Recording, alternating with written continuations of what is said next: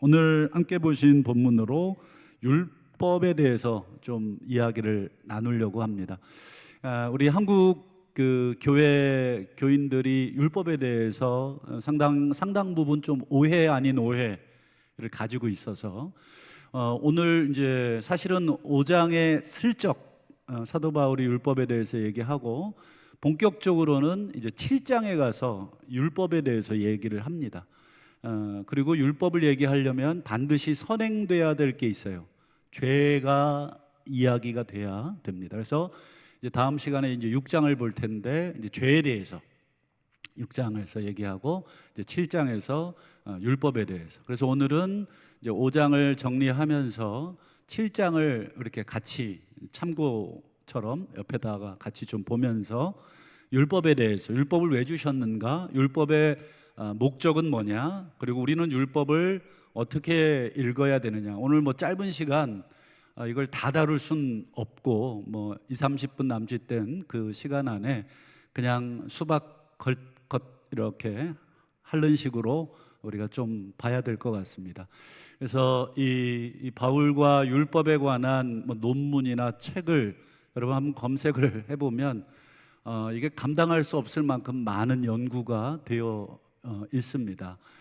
그래서 뭐 관심 있는 성도님들은 조금 더 개인적으로 또 깊게 또 연구를 하시고, 오늘은 율법이 어떤 목적으로 우리에게 주어졌느냐 하는 것만 좀 보고, 그리고 결론으로 우리는 그러면 어떻게 해야 되느냐까지만 우리가 함께 생각을 하고 말씀을 좀 맺으려고 합니다.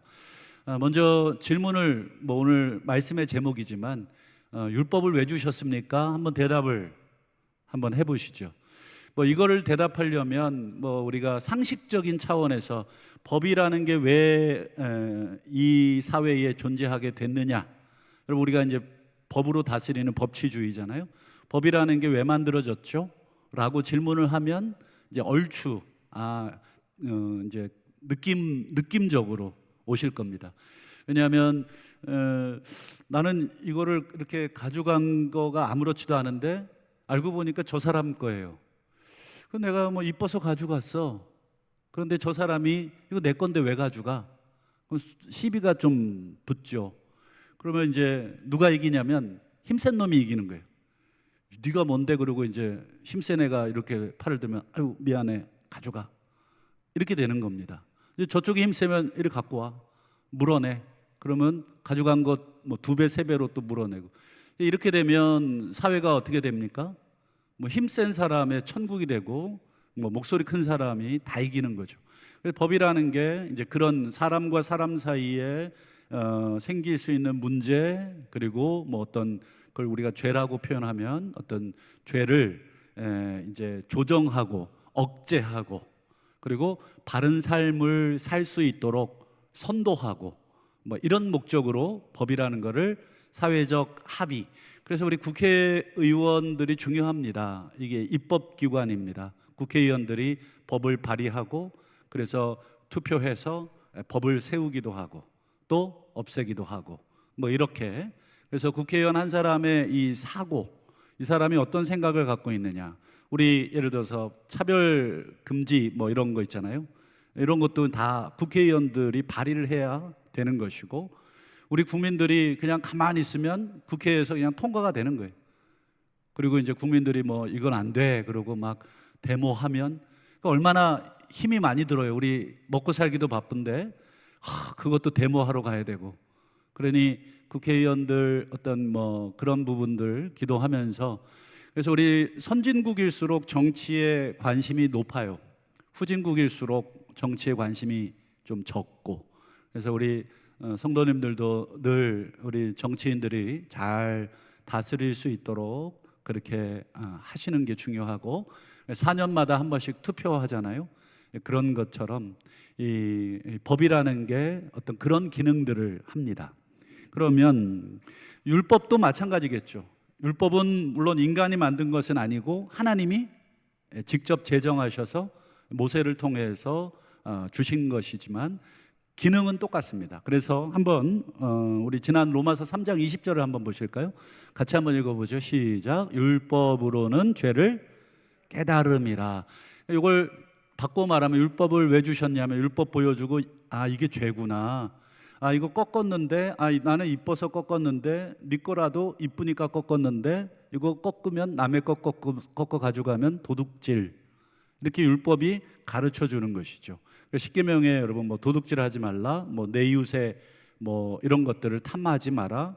이 율법이 가르쳐 줘서 과거에는 이걸 꺾어도 이게 죄인지를 뭐 이게 나쁜 짓은 나쁜 짓이지만 이게 도둑질이라고 하는 것을 우리가 뭐라고 불러야 될지를 몰랐지만 하나님이 율법을 세워 주시고 딱 반포하신 다음엔 이건 도둑질, 이건 살인, 이건 간음, 이건 뭐 이렇게 율법은 죄를 깨닫게 해준다.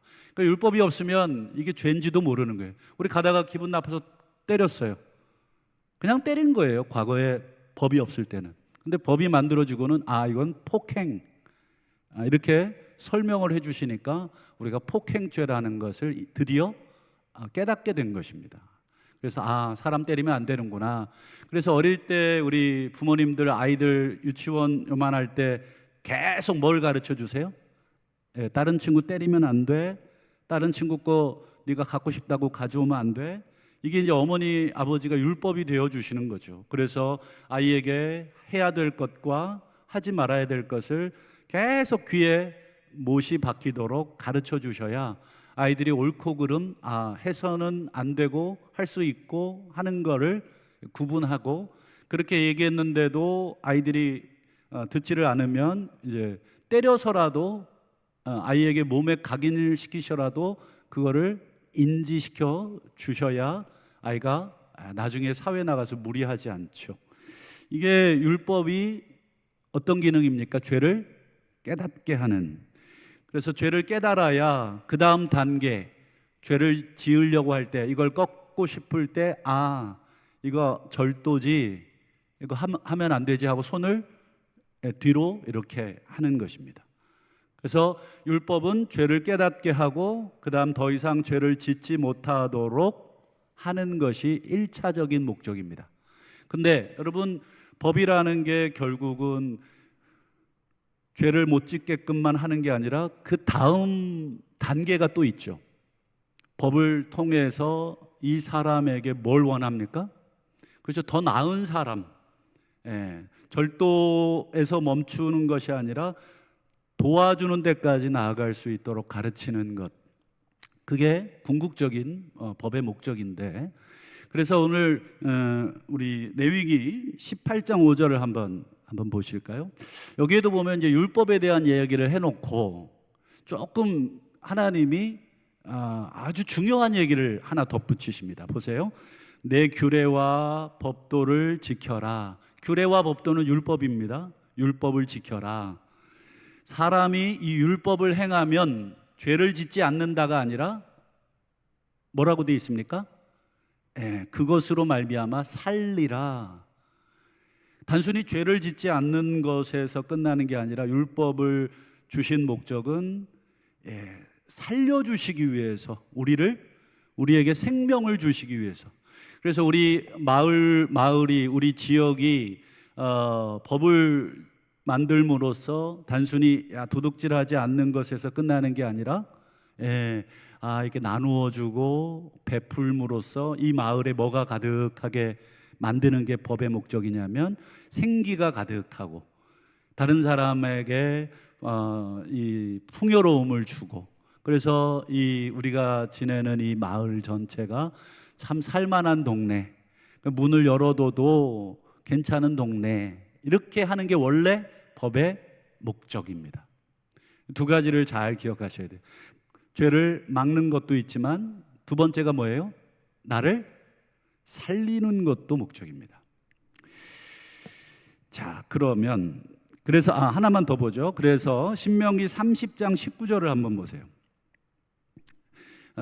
율법을 뭐라고까지 부르고 있냐면 생명이라고까지 부르고 있어요. 보세요. 내가 생명과 사망을 너희 앞에 둔다. 너와 내 자손이 살기 위해 뭐를 택하라고 돼 있습니까? 생명을 택해라. 율법을 택하라는 거거든요. 율법을 지키라는 건데, 율법을 지키는 게 곧 생명을 얻는 것이다. 분명하게 하나님은 율법을 단순히 죄를 억제하는 수단으로만 우리에게 주신 게 아니라, 이 율법을 지킴으로써 우리 안에 뭐가 생기는 것입니까? 그렇죠. 생명이 생기는 것입니다. 우리 안에 활력이 생기는 거예요. 여러분, 율법을 지키면 괴로운 게 아니라는 거예요. 그래서 이 모세가 이거 너희에게 무거운 것이 아니다. 이 율법을 지켜야 우리가 살아나게 된다. 말씀에 순종해야 우리 인간은 살 수 있도록 그렇게 하나님이 만드셨다. 그러니까 율법을 생명이라고 표현하고 있어요. 우리에게 살려주는 것, 우리를 생명 있게 하는 것. 그러면 자, 여기까지는 여러분 율법을 다 이해하셨을 텐데 뭐 어렵지 않죠? 여기까지는. 문제가 있어요. 문제가 뭘까요? 율법이 우리에게 생명을 주는 것인데 어떤 문제가 있느냐? 그게 이제 우리가 다음 시간에 또 살필 텐데, 로마서 우리 7장 10절을 한번 좀 미리 좀 볼게요. 여기도 보면 사도 바울이 계명에 대해서 이렇게 말을 합니다. 생명에 이르게 할 그 계명. 바울은 틀림없이 이 율법을 부정적으로 말한 적이 한 번도 없어요. 생명에 이르게 하는, 지금 신명기 말씀이나 레위기 말씀을 통해서 사도 바울은 이 계명, 하나님의 율법은 우리에게 생명을 주는 것이다. 이 계명을 지키면 몸도 살아나고 영혼도 살아나고 정신도 살아나고 우리의 공동체도 살아나고 모든 게 다 살아난다. 생명에 이르게 하는 그 계명이다. 그런데 그 계명이 그 다음 같이 읽어볼까요? 시작. 내게 대하여 도리어 사망에 이르게 하는 것이 되었다. 이게 무슨 뜻이겠습니까? 생명에 이르게 할 목적인 율법이 오히려 나를 생명으로 이끌어가는 게 아니라 어디로 이끌어가는 거예요? 사망으로 이끌어가는 거예요. 그러면 뭐가 문제예요? 율법이 문제입니까? 율법은 문제가 전혀 없어요. 그럼 뭐가 문제입니까? 죄송하지만 한번 따라해 보시죠. 내가 문제입니다. 내가. 아시겠죠? 내가 문제. 여러분, 우리나라에 법이 없어서 도둑질, 살인, 뭐 강간, 절도, 뭐 폭행, 특수, 뭐 이런 게 막 천지입니까? 법을 더 만들어야 되겠습니까? 법을 더 만들어도 여러분 뭐가 문제예요? 인간이 문제예요. 인간이. 여러분, 법을 뭐 아무리 아름답게 만들고, 여러분 심지어 제가 싱가포르에 한번 여행 간 적이 있는데 거리가 너무 깨끗해. 여기 중국 사람들이 대부분인데, 중국 사람들 여러분 제가 비하하는 게 아니라 죄송합니다. 조금 지저분해요. 굉장히 좀 지저분합니다. 막 거리에서 우통 벗고 다니고 막 소리 지르고 막. 근데 싱가포르이 대부분 이 중국인들인데 굉장히 깨끗해요. 그래서 제가 물어봤어요. 왜 이렇게 깨끗하냐고. 여기서 휴지 하나 버렸다가는 이 기계 있죠, 기계. 로봇한테 회초리를 맞는데요. 로봇한테 회초리 맞으면 거의 사람이 반병신 돼서 나온대요. 이거 너무 무섭게 해놓은 거예요. 휴지나, 그래서 이 편의점에 껌을 안 팔아요. 껌 먹고 이렇게 뱉잖아요. 거리에 막 꺼멓게 눌러붙잖아요. 여러분, 법을 뭐 로봇가 때리게 만들든 사형 이렇게 한다고 해서 여러분 이 세상 사람 사는 동안에 살인이 없어지고 휴지 안 버리고 이렇습니까? 아니겠죠. 그럼 법을 아무리 정교하게 만들고 아무리 처벌을 강력하게 규정을 해놔도 여러분 인간은 그 법을 어기게 돼 있어요. 그게 바로 생명에 이르게 하는 그 율법이 도리어 나 때문에, 내가 문제라서 그 율법을 지키지 못하고 그 율법에 순종하지 못해서 그게 나를 정죄하고 너 죄인이야, 너 죽음이야, 이렇게 사망에 이르게 했다는 게 로마서 7장 10절의 말씀입니다. 율법은 전혀 문제가 없어요. 그래서 사도 바울이 이걸 또 오해할까봐 우리 7장 로마서 7장 12절도 한번 보여드릴게요. 같이 한번 읽어볼까요? 시작. 율법은 거룩하고 계명도 거룩하고 의롭고 선하다. 여러분 세 번에 걸쳐서, 아니 네 번이죠. 네 번에 걸쳐서 의롭다, 거룩하다, 의롭다, 선하다. 절대로 계명에 문제가 있는 게 아니다. 여러분 우리 대한민국의 법이 문제가 있습니까? 물론 인간이 만든 법이니까 문제가 있을 수는 있겠죠. 그래서 개정도 하고 하지만 우리 하나님이 우리에게 주신 법은 어떻습니까? 문제가 전혀 없어요. 문제가 전혀 없어요. 문제는 누구에게 있어요? 나에게 있어요. 나에게. 그래서 로마서 7장 11절을 한번 보시죠. 여러분 이게 굉장히 중요한 말인데, 여러분 제가 노랗게 칠해야 되는데 못 칠했는데 여기서 중요한 세 단어를 여러분들이 찾아내셔야 돼요. 첫 번째 죄, 두 번째 계명, 세 번째 나. 죄가 있고 계명이 있고 그 다음 마지막에 뭐가 있어요? 내가 있어요. 이렇게 삼각형을 그리시면 되겠어요. 맨 위에 죄, 그리고 그 죄를 억제하기 위해서 주신 계명, 그리고 그 계명을 붙들고 살아야 될 나. 이 세 개가 있는데 보세요. 바울이 뭐라 그랬습니까? 죄가 기회를 타서 기회를 엿보고 있다가, 이런 말입니다. 기회를 이렇게 엿보고 있다가 이 생명에 이르게 할 계명, 의롭고 선하고 아주 거룩한 이 계명을 수단으로 삼아 말미암아라는 게 그거예요. 이 죄라고 하는 건 여러분 아시는 것처럼 사탄을 말하는 거죠. 사탄이 이렇게 우리를 하나하나 보고 있어요. 아이고 우리 김 집사 뭐가 약하구만. 좋았어. 네가 한번 그 기회가 되면 내가 그거를 100분 활용해 주지. 그래서 죄가 나를 속입니다. 이거는 정확하게 에덴 동산 이야기를 사도 바울이 하고 있는 거예요. 사도 바울이 여러분 아담과 하와가 신나게 뛰어놀고 있다가 어느 날 여러분 동산 중앙에 있는 선악과를 딱 볼 때가 있을 거 아니겠습니까? 막 놀다가 그러면 사탄이 그거 볼 때를 기다리는 것입니다. 그리고는 그거 보자마자 다가가서 야, 너 하나님이 이거 뭐 어쩌고 저쩌고.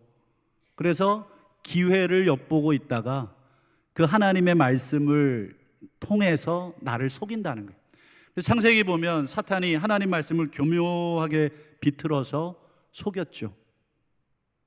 그래서 어떻게 됩니까? 끝에 보세요. 다시 화면을 띄워주세요. 나를 속이고 그 다음에 그것으로 나를 죽였느니라. 죄가 율법을 수단으로 맨 밑에 깔려있는 나를 속이고 나를 죽였다는 거예요. 율법은 문제가 전혀 없어요. 그저 율법은 하나님이 우리에게 죄를 방지시키고 더 나아가서 우리에게 생명을 주시려고 주신 선하고 거룩하고 의로운 것이지만, 이 사탄이 우리의 연약함을 이용을 해서 특별히 하나님의 율법으로 우리를 정죄하는 것입니다. 야 이거 도둑질이야 하지마, 하나님이 이렇게 얘기했는데 사탄은 그 도둑질이라는 계명을 떼와서 나한테 들이밀죠. 너 봐라, 너 도둑놈이야 이놈아, 넌 이제 죽었어. 너 하나님이 죽인대잖아. 도둑질한 사람 죽여, 이렇게 해놨어. 여러분 사탄이 하는 일은, 죄가 하는 일은 그런 것이다. 그래서 여러분 우리는 율법이 아무리 의롭고 아무리 선하고 아무리 거룩해도 여러분 우리는 이 율법을 지킬 만한 힘이 없다는 거예요. 우리 인간이 너무 약해서. 하나님은 우리에게 그걸 기대했지만, 우리에게 이걸 지키기를 기대하면서 주셨지만, 마치 우리 부모님들이 자녀들에게 어릴 때 뭔가 과제를 주시잖아요. 야야 아빠가 돌아올 때까지 너 이거 다 해놔, 이런 기대를 가지고 과제를 주시잖아요. 그런데 우리 저처럼 착한 아들은 다 해놓고 또 아버지 오시기를 기다리고 있겠지만 대부분의 아이들은 어떻습니까? 그거 잘 안 지켜요. 그래 부모님 집에 돌아와서 보면 어떻습니까?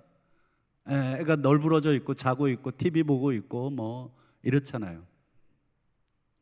여러분 아무리 아빠의 명령이 선하고 아빠의 그 말씀이 아무리 귀해도 그 자식이 그 아빠의 말을 지킬 만한 힘이 없어요. 힘이. 아빠가 어떤 얘기를 할 때마다 자식은 죄책감만 더 해가는 거예요. 너 어저께 못한 거 플러스 오늘 이것까지 2개 더해. 그러면 애는 2가지를 더 어기게 되는 거예요. 2개 어겼어? 그럼 하나 더. 너 내일까지 너 3개 안 해오면 너 죽어. 아무리 그래 보세요. 애는 죽으면 죽었지 그건 못합니다. 할 수 있는 게 있겠고 할 수 없는 게 있겠지만 어떻게든지 해보려고 하면 어떻게 됩니까? 친구가 전화 와서 놀자. 뭐 아빠가 설마 죽이기 하겠어? 그리고는 또 홀라당 넘어가서 밖에 나가서 구슬치기 하고 딱지치기 하다가 또 콧물 흘리면서 들어오는 거죠. 여러분 지금 사탄이 뭐 하나님의 말씀이 아무리 이렇게 나열되어 있어도 어떻습니까? 우리가 이 하나님 말씀 몰라서 이거를 어기나요? 그렇지 않잖아요. 우리 지성이 있고 다 알기 때문에 이걸 다 알지만 결국은 우리 육신의 연약함으로 인해서 우리의 육신의 약함으로 인해서 그리고 사탄이 계속 우리를 속이고 넘어뜨리고 자꾸 못 지키는 쪽으로 우리를 방해하고 이 여러 가지 요인들이 너무 많은 것입니다.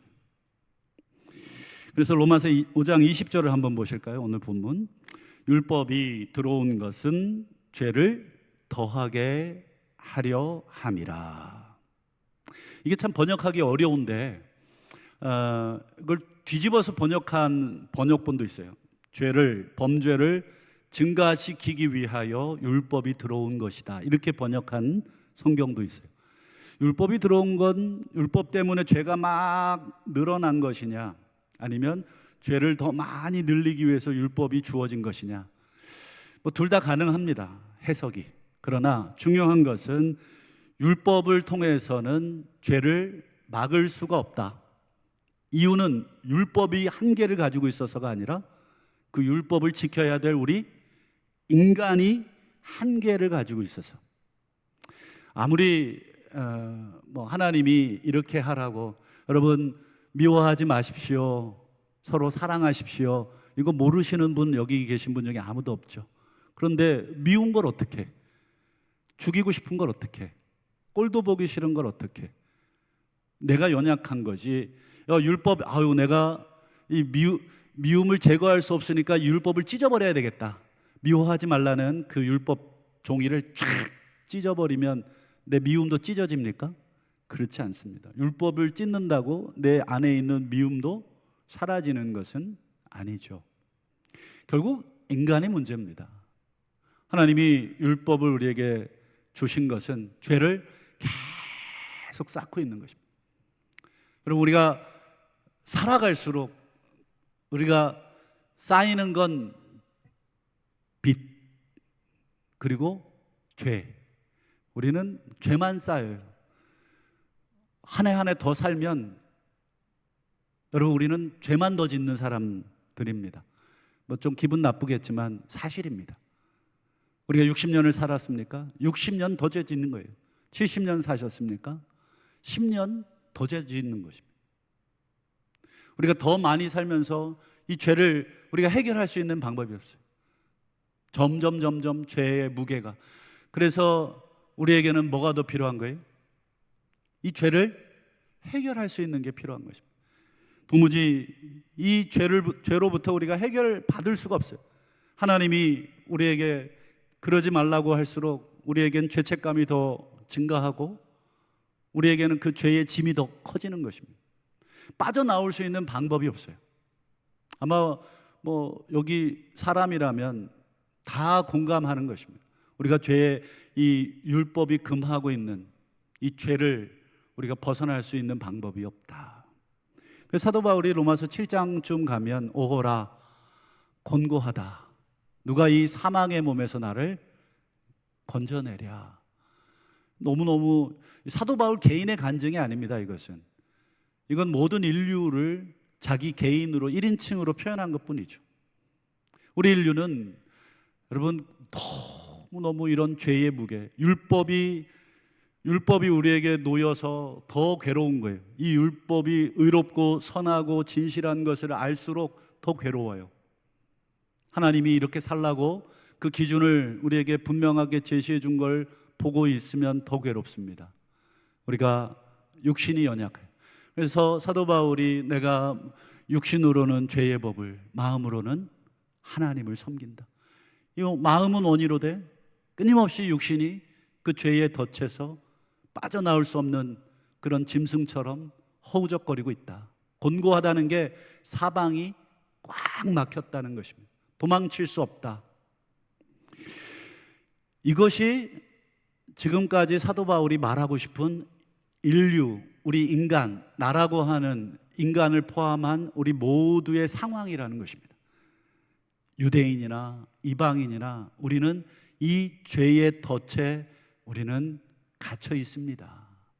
우리 스스로는 이걸 빠져나올 수가 없습니다. 유대인들, 너희들 하나님의 율법 가지고 있다고 자랑하는데 웃기는 소리 하지 마라. 너희들은 율법 가지고 죄 짓는 놈들이다. 이방인들은 나는 율법 없으니까 율법 없어도 죄는 죄인 것이죠. 유대인이나 이방인이나 율법을 가지고 있느냐 가지고 있지 않느냐는 아무런 상관이 없어요. 여러분 혹시 교통법규나 뭐 이런 경찰한테 딱지 떼보셨나요? 그럼 경찰이 어느 날 잡아요. 제가 한 번은 잡혔어요. 우리 경찰이 딱 잡더니 위반을 했다는 거예요. 그래서 무슨 위반을 했을까? 뭐 이렇게 위반을 했대요. 제가 뭐라 그랬게요? 몰랐는데요. 아유 모르셨습니까? 죄송합니다. 통과. 경찰이 그렇질 않아요. 몰랐어? 몰랐다고 통과는 없어요. 여러분 알면 아는 대로 범법행위고 몰라도 모르는 대로 범법행위입니다. 그건 내가 알고 모르고를 용납해 주질 않아요. 유대인들은 알고 죄 지은 놈들이고 이방인들은 모르고 죄 지은 놈들이다. 이게 사도 바울이 앞부분에서 얘기하고 있는 모든 사람이 죄를 범하여 하나님의 영광에 이르지 못한 이 처지를 쭉 설명하고 어떻게 하느냐. 아무리 율법을 줘도 이 율법으로는 우리 인간이 벗어날 수 없다. 이 죄로부터 벗어날 수 없다. 사도 바울이 이런 옴싹달싹 할 수 없는 인간들에게, 이런 사람들에게 바울이 전해주려고 하는 게 뭐예요? 그렇죠. 그게 우리가 읽고 있는 복음이라는 거예요. 복음. 내일이 광복절인데 복음을 조금 이렇게 빗대어서 한번 설명을 해보겠습니다. 뭐 정확하지는 않겠지만 상당 부분 유사한 부분이 있습니다. 저희 할머님은 6.25가 난지도 몰랐대요. 그만큼 이제 뭐 TV, 라디오 뭐 이런 통신이 없었던 시절이기도 하고 또 시골 꼴짝이에 사셔가지고 6.25 난지 한참 지나고 아셨대요. 근데 여러분 그 이전에 일제시대에 1945년도 우리가 광복을 맞이하잖아요. 그러면 뭐 도시에 사는 사람들은 뭐 라디오나 매체를 통해서 우리 광복의 소식을 들었지만 저 두메산골 뭐 깊은 곳에 있는 분들은 어떻겠습니까? 광복이 됐는지 뭐가 됐는지 알 턱이 없어요. 누군가가 가가지고 그 산 넘고 물 건너 뭐 그곳에 가서 문 두드려 가면서 어휴 김신혜 우리 광복이래. 저 뒤에 광복이 목사님이 계신데 우리 광복이래. 뭔 소리야? 아니 우리가 지금 지금 미국이 일본한테 지금 원자폭탄을 히로시마하고 나가사키죠? 나가사키에 투하해서 일본 천황이 손들었대야. 그래서 우리가 지금 해방이 됐대. 여러분 TV나 라디오 없는 사람한테 가가지고 그 소식을 전해주지 않으면 그 사람은 계속 무슨 생각하면서 삽니까? 아유 나는 일본 식민지 백성이야. 아유 나는 아직도 일본어를 써야 돼. 한국어 잘못 썼다가는 큰일 나. 계속 일본말 하고 그리고 일본 천황한테 절하고 그리고 일본의 어떤 그런 이 식민지 백성으로서의 생각을 갖고 살 수밖에 없죠. 복음도 이와 똑같습니다. 여러분 우리가 지금 뭐 매체가 많아서 예수님 다 안 들어본 사람 많을 거라고 예수님을 다 들어봤을 거라고 생각하잖아요. 우리 여기 선교사님 계신데 여러분 필리핀의 산지 족속들 예수님 다 알던가요? 생전 예수님 모르고 그냥 죽는 사람 많죠. 틀림없습니다. 우리 대한민국에도 그래요. 교회는 알지만 뭐 예수에 대해서 들어봤지만 그냥 예수 이름 들은 거지 예수가 우리의 죄의 문제와 어떻게 연관이 돼 있고 예수가 나랑 어떻게 연관되어 있는지 정확하게 설명을 해주지 않으면 그건 복음이 아닌 것이죠. 그냥 교회 우리 한국에 왜 이렇게 교회가 많아? 예수 믿는 애들 교회 다니지. 이 정도가 여러분 복음을 들은 게 아니라 정확하게 설명해 주셔야 됩니다. 광복이 됐다는 이유를 정확하게 두메산골에 있는 사람에게 찾아가서 이 상황을 설명하고 우린 더 이상 일본의 식민지 백성이 아니라 이제는 우리 스스로가 주권을 가진 자유민족이라는 것을 정확하게 설명해 주지 않으면 그 사람의 생각이 바뀌지 않고 삶의 방식도 바뀌지를 않는 것처럼 여러분 바울이 지금 하고 싶은 얘기가 뭐냐면 지금 인간이 처해 있는 이 모든 상황, 율법이 우리에게 주어졌지만 이 율법으로 인해서 인간은 더 비참한 인생, 더 정죄한 인생, 그런 인생 속에 빠져 있었지만 이제 하나님이 이 모든 것을 다 부침개 뒤집으시듯이 다 뒤집으셨다. 이 얘기를 지금 사도 바울이 전하러 다니고 있는 것입니다. 그래서 이사야에 보면 아름답도다, 이 좋은 소식을 들고 전하는 자들의 발이요, 너무너무 아름답다는 거예요. 사람들에게 이 복된 소식, 더 이상 우리는 일본의 식민지 백성이 아닙니다, 알려준 그 사람이 얼마나 고맙겠어요.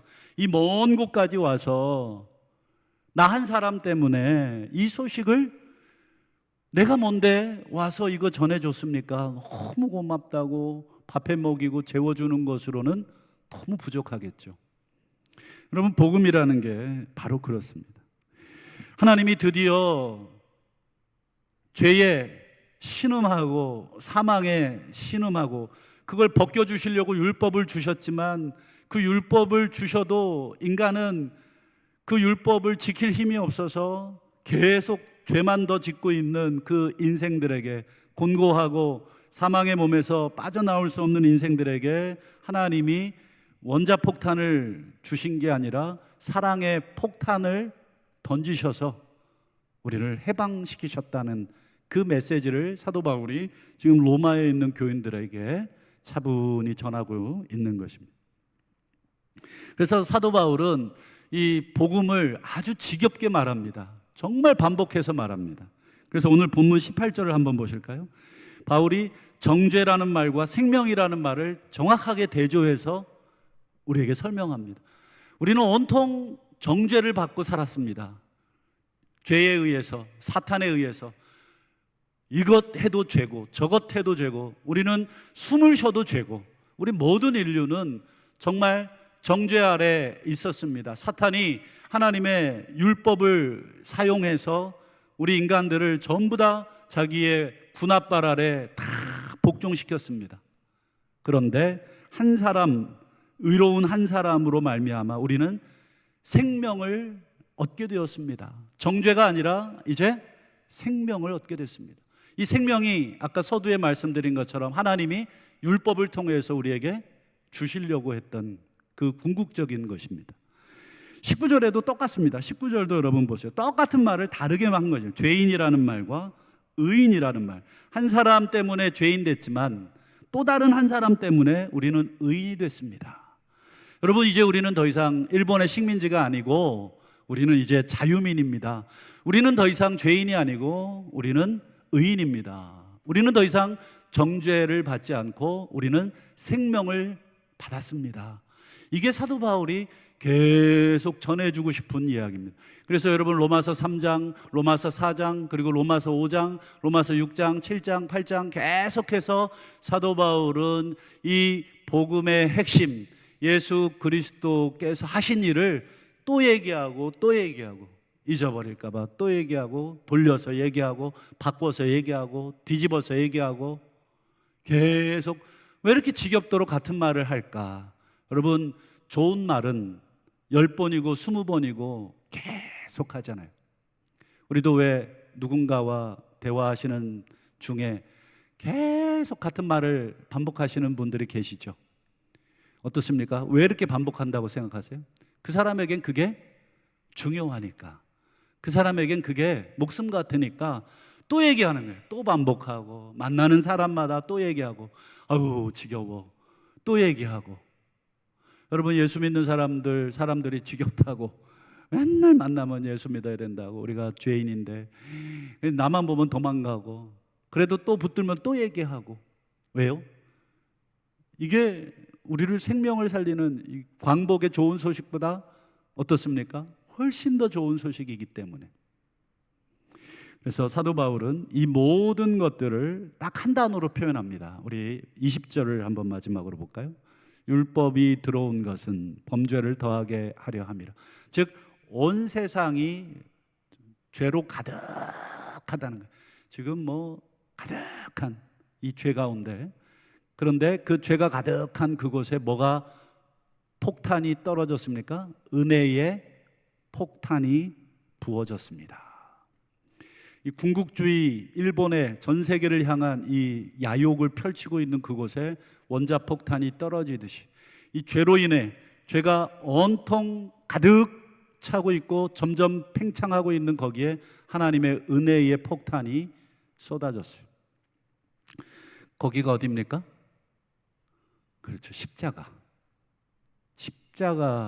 골고다에 십자가 폭탄이 떨어진 것입니다. 여러분, 원래 십자가는 우리에게는 은혜지만, 원래 십자가는 사실상 모든 죄, 가장 극악무도한 죄를 지은 사람을 처형시키는, 죄를 다 모아놓은 곳입니다. 그래서 여러분, 십자가는 유대인의 죄, 로마인들의 죄, 즉 이방인과 유대인 모든 인류의 죄가 전부 다 십자가에. 그래서 여러분, 예수님이 십자가를 지시는 장면을 보면 유대인들, 이방인들이 전부 다 동원돼서 예수님을 향해서 어떻게 하고 있어요? 조롱하고 멸시하고, 야, 이 도대체 정말 침 뱉고 때리고, 도대체 이렇게까지 할 수 있을까?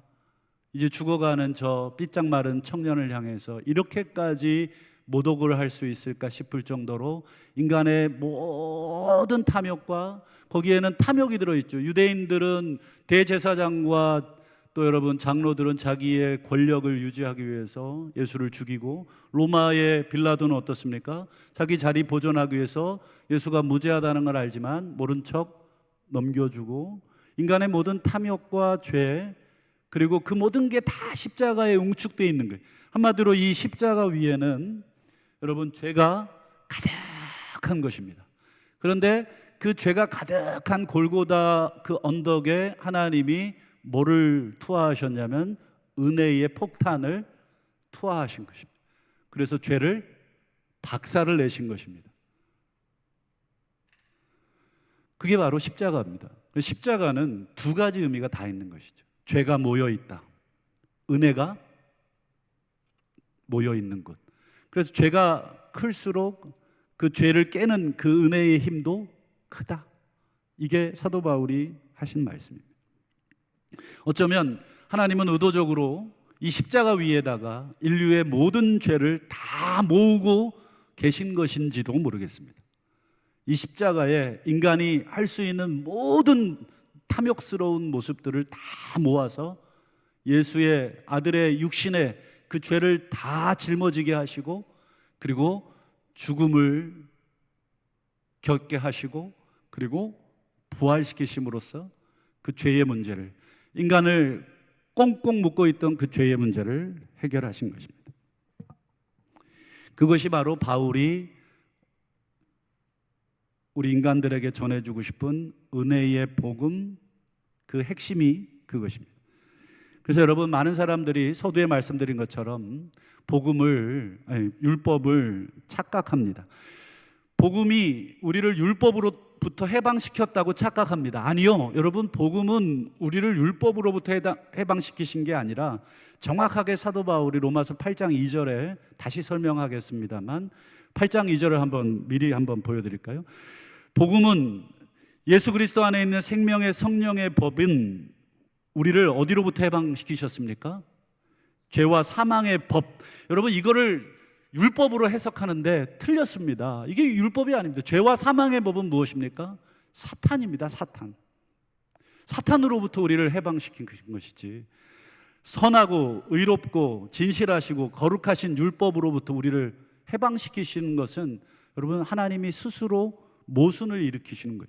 우리에게 선한 걸 줘놓고 그 선한 걸 다시 지지 그러고 뺏는 것과 똑같은 것입니다. 우리를 해방시킨 것은 이 율법으로부터 해방시킨 게 아니라 이 사탄이 율법을 가지고 장난치고 있는 이 사탄의 권세, 죄와 사망이 흔들고 있는 그 권세로부터 우리를 해방시키신 것입니다. 그래서 우리는 율법을 지키지 않아도 되는 게 아니라 우리는 새로운 율법을 부여받은 것입니다. 그래서 로마서 마지막 13장쯤 가서 사도 바울이 그 새로운 법을 이야기하죠. 미리 한번 보겠습니다. 남을 사랑하는 자는 율법을 다 이루었다. 여러분, 이게 예수님 이야기입니다. 예수님이 율법을 어떻게 이루셨어요? 지금 골고다에서, 죄가 가득 쌓여 있는 이 골고다에서 지금 자신의 육체를 사랑으로 던지심으로써 이 율법을 이루신 것이고, 그러므로 사랑은 율법의 완성이다. 새로운 율법이 주어진 것이지 율법을 더 이상 지키지 않아도 된다 하는 것이 아닙니다. 그래서 이미 예수님이 하신 말씀이랑 똑같습니다. 우리 요한복음 13장 34절에 우리 올로 목사님이 우리 90주년 기념으로 써주신 우리 로비에 걸려있는 그 말씀이잖아요. 새 계명을 너에게 주노니 서로 사랑하라. 새 계명입니다. 새 계명, 새로운 계명. 이 새 계명은 옛 계명을 없앤 게 아니라 이 옛 계명의 원 목적을 다 성취하신 계명입니다. 여러분, 원래 모세를 통해서 주신 율법의 목적도 뭐라고요? 생명을 주시기 위해서 우리에게 주셨다고 말씀을 드렸잖아요.